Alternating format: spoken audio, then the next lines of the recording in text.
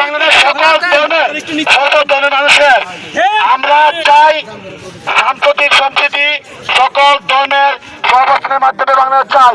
কিন্তু আমরা দেখেছি প্রকৃত শক্তি দিল্লির কলকাতাতে বসে, দিল্লির মসজিদে এখানে বসে তারা কিন্তু আমাদের এই সম্প্রীতি বাংলাদেশকে নষ্ট করার চেষ্টায় লিপ্ত হবে।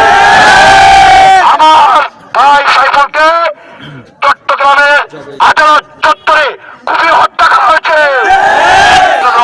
একজন আইনজীবীকে হত্যা দেশের বিচার ব্যবস্থা এবং দেশের আইনের প্রতি এক ধরনের অধ্যত্ত প্রকাশ।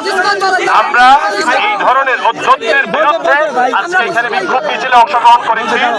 আপনারা জানেন যে পতিত স্বৈরাচার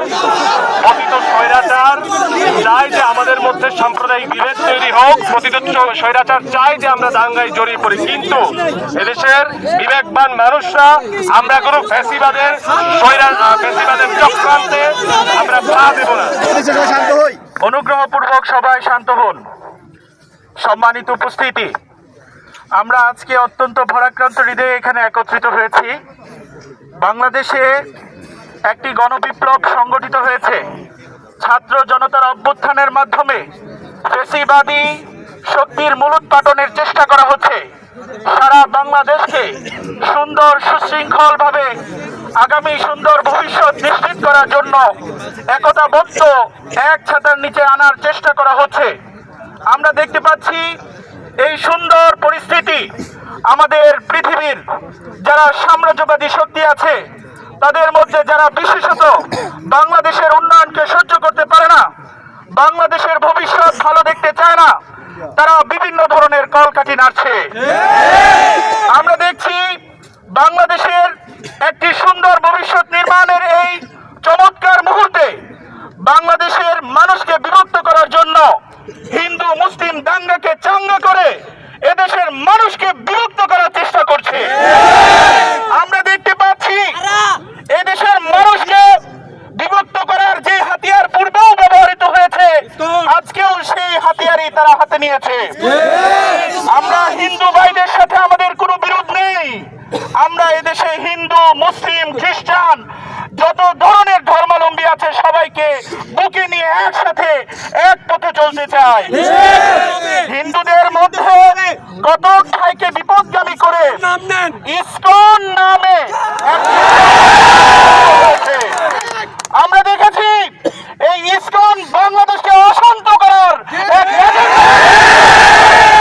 প্রিয় ভাইরা আমার, আমরা আজকে আবার উদাত্ত কণ্ঠে ঘোষণা করছি এদেশের হিন্দুদের সাথে আমাদের কোনো বৈরিতা নেই।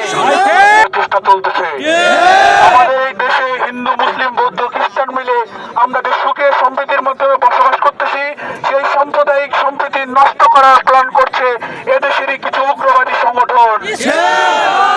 আমরা ইতিমধ্যে দেখেছি এই উগ্রবাদী সংগঠনের লিডার তিনি বলেছেন তিনি আওয়ামী লীগকে নাকি শক্তিশালী করতে চান।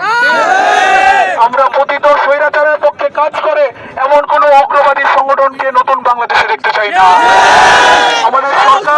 আমাদের সরকার রাষ্ট্রদ্রোহের মামলায় যাকে গ্রেফতার করেছে আজকে দেখতে পাই চট্টগ্রামে আমাদের আইনজীবী ভাইকে তারা কুপিয়ে হত্যা করেছে। আমরা সরকারকে বলে দিতে চাই আপনারা অতি দ্রুত এই উগ্রবাদী সংগঠন যারা বাংলাদেশকে অশান্ত করার চেষ্টা করতেছে অতি দ্রুত তার বিরুদ্ধে পদক্ষেপ নিন এবং সকল উগ্রবাদী সংগঠনকে বাংলাদেশ থেকে নিষিদ্ধ করুন। আমরা চাই হিন্দু দেশে আবার উঠে পড়ে লেগে গেছে। চাই এই বাংলার জমিনে কোন উগ্রবাদী সন্ত্রাসী গোষ্ঠীর জায়গা হবে না। আমরা বলে দিতে চাই এই সরকারকে আহ্বান করতে চাই বাংলাদেশের জমিনে কোন ধরনের উগ্রবাদী সন্ত্রাসী গোষ্ঠীকে জায়গা না দিয়ে, কোন ধরনের ইসকনকে কোন মৌলবাদী গোষ্ঠীকে জায়গা না দিয়ে এই বাংলাদেশে সকলের জন্য একটি সম্প্রীতির বাংলাদেশ গড়ে তুলতে হবে। আমার যে ভাইকে আজকে হত্যা করা হয়েছে সেই ভাই হত্যার দ্রুততম সময়ের মধ্যে বিচার নিশ্চিত করতে হবে। অনতিবিলম্বে সেই হত্যাকারীদেরকে শনাক্ত করে গ্রেফতার করতে হবে এবং তাদেরকে বিচারের আওতায় নিয়ে আসতে হবে। আপনাদের এই প্রতিবাদী কণ্ঠস্বরের মাধ্যমে, এই প্রতিবাদী চেতনার মাধ্যমে কিন্তু দীর্ঘদিনের শক্তিকে আমরা 5ই আগস্টে এই বাংলাদেশ থেকে বিতাড়িত করতে সক্ষম হয়েছিলাম।